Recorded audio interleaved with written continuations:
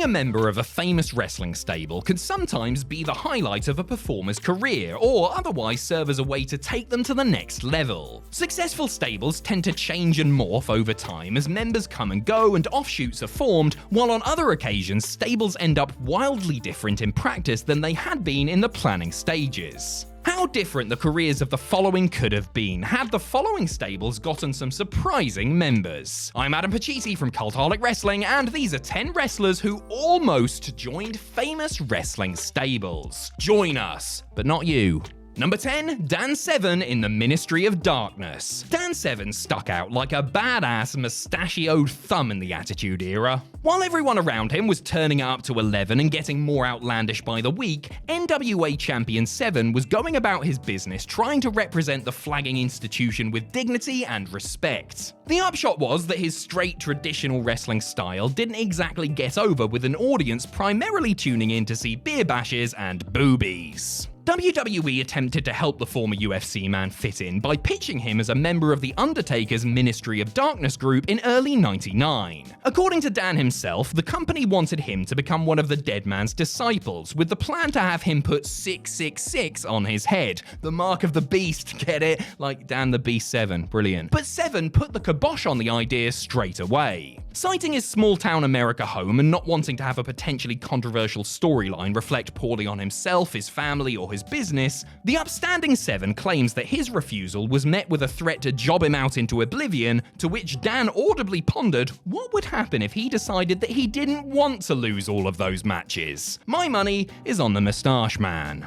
Number 9, Kassius Ohno in The Shield. The artist formerly known as Chris Hero never made it to main roster WWE across 2 stints in NXT, but if it was up to one of his friends and most notable rivals, he would have gotten a prime spot in a famous group. When CM Punk was pitched having his own heel stable on WWE TV, the company originally suggested it include established stars like Big Show and Daniel Bryan. The straight edge superstar instead recommended they use 3 guys from FCW who would otherwise just be treading water in developmental. Punk pitched Dean Ambrose, Seth Rollins, and Kassius Ohno as members of this would-be group, but only 2/3 of them got okayed by Vince McMahon and Triple H. They were fine with the Architect and the Lunatic Fringe, but not so high on the other guy. Ohno was out, Roman Reigns was in, and thus the Shield was born, though they weren't exactly Punk's group as had originally been suggested. For what it's worth, Hero himself gets a bit prickly at the suggestion that he was ever officially in the running and replaced, but that was at least the plan in the Second City Saints head. Number 8, Charles Wright in the New World Order. One of the best things about the Monday Night War era for wrestlers, aside from the boatloads of cold hard cash that they were making, was that they had options. If it wasn't working out in one company, there was always the possibility that they could go the other way, or even get work in ECW or overseas in Japan. So hot was the business in general at the time. Though Charles Wright was pretty much a WWE lifer from Papa Shango to Kama Mustafa and The Godfather, Eric Bischoff's rival organization still attempted to poach him during a period where Wright wasn't actively working for Vince McMahon. According to the WWE Hall of Famer, WCW reached out to him about coming in as a member of the New World Order at a point where Turner's crew was starting to get a foothold in the so-called war. While the two sides were in negotiations, however, Charles was surprised to tune in to Nitro and see Virgil debut in the spot that had been earmarked for him. Turns out the Meat Sauce King had agreed to do the gig for a much lower dollar amount. Who'da thunk it? Number 7, Fandango, EC3, and Dean Ambrose in 3MB. Considering the 3-man band was just thrown together as a way to give a few underutilized performers something to do besides enjoy catering every week, it really took on a life of its own and became a very entertaining act that fans look back on fondly. It was Heath Slater who pitched the idea of 3MB after feeling that the one-man band shtick had run its course, but it wasn't Drew McIntyre and Jinder Mahal who he had in mind initially when it came to prospective bandmates. According to Heath, he had thrown out the names of several talents who were then in developmental but hadn't made it to TV proper yet. Slater suggested NXT The Game Show version luminaries Johnny Curtis, who would go on to become Fandango, and Derek Bateman, who would go on to become EC3. Amazingly, he also name-checked Dean Ambrose, and it's incredible to think just how different his career could have been had he shown up on Raw or SmackDown in leather pants and throwing up 3 fingers, considering the Shield debuted just a couple of months later. Number 6, Test in D-Generation X. After Shawn Michaels was forced to temporarily retire from in-ring action at WrestleMania 14, Triple H took over as the leader of D-Generation X, bolstering the group's ranks by adding the New Age Outlaws and a returning X-Pac to go alongside himself and Chyna. If then WWE writer Vince Russo had his way though, DX would have added yet another member to its lineup in 1999. According to Bruce Pritchard, Vinnie Roo wanted Andrew Martin to don the green and black, making the comments that Test was the same size as the game's buddy Kevin Nash, but several years younger, and would one day be an even better worker than Big Daddy Cool. Hunter and HBK strongly disagreed, telling Russo that Test was no Kevin Nash, while Big Brucey P wanted Martin to go to developmental for a while before hitting the prime time.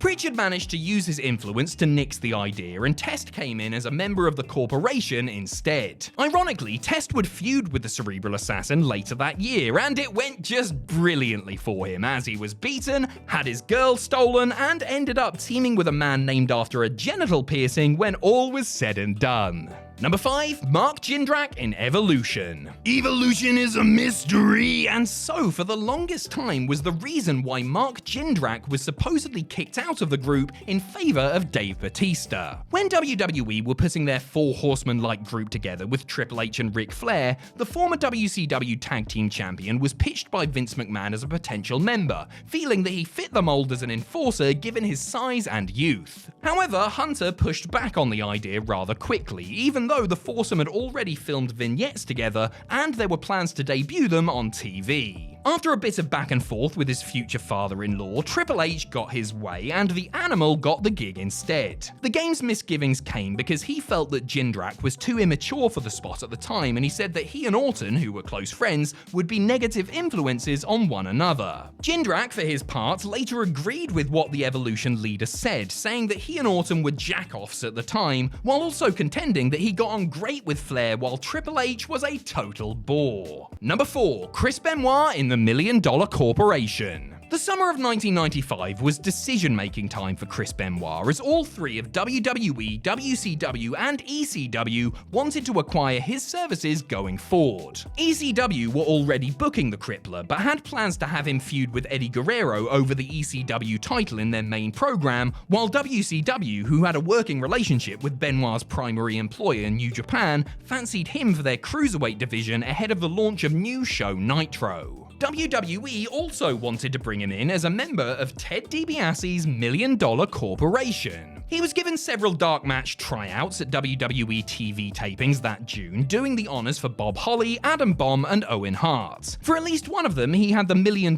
Man as a manager, and as the Pegasus Kid, he was presented as a member of Ted's group. Officials wanted him to come in as a member of the stable, and he had a powerful backstage ally in the form of top star Bret Hart too, but he ended up signing with WCW instead due to pressure from their ally New Japan, who didn't want him working for the rival organization.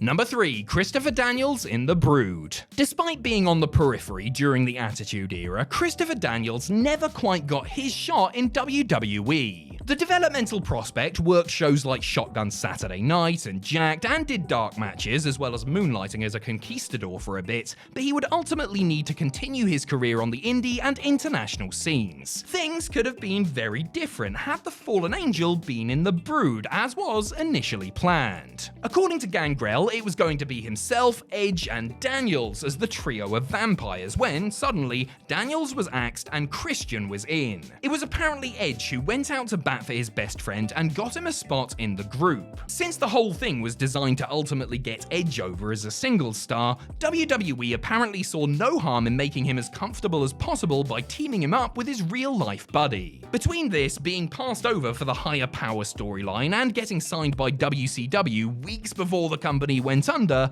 it's fair to say that Christopher Daniels didn't have luck on his side before finding a home in TNA. Number 2, Val Venis in D-Generation X. D-Generation X was already bursting at the seams in 1998 with Triple H, Chyna, the New Age Outlaws, and X-Pac, but that didn't stop Vince Russo from pitching another member, months before he would try to do it again with Test. According to Sean Waltman, Russo wanted to use his creative clout to get Val Venis a spot in the sophomoric stable. This would have likely been in the summer of 1998, and though you can certainly see a character like the Big Valboski fitting in with a group that uttered catchphrases such as "suck it" and were more than happy to see any sort of flesh bared, the group themselves didn't feel like Sean Morley's alter ego fit in with their natural chemistry. The DXs vocally objected to adding Venus to their tribe, and Val was given a strong singles run in the mid-card instead. Number 1, Chyna in the New World Order. Joni Laura was a hot property in wrestling even before she had made her debut for a major company. In 1996, both WWE and WCW wanted to sign up the Killer Kowalski student, impressed by her size, power, and overall unique look and raw potential. She'd met Triple H and Shawn Michaels at an indie show, with the pair trying desperately to convince their boss to snap her up. At the time, Eric Bischoff's organization approached her at the behest of Kevin Nash